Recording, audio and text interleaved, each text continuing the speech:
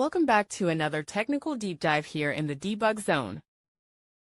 Today we're tackling a big question and breaking it down with insights from other users. Hopefully this clears up some misconceptions and helps you get the answer you need. So buckle up, stay a little curious, and let's jump right in.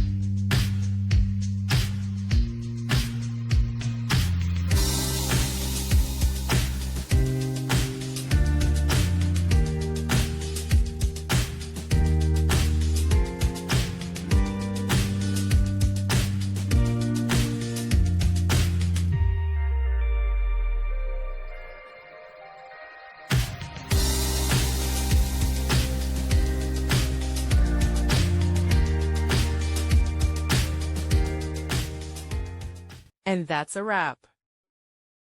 I hope you found the answer you were looking for. If you did, take a second to hit that subscribe button. It really helps out. And let me know in the comments which solution worked best for you. See you next time in the debug zone.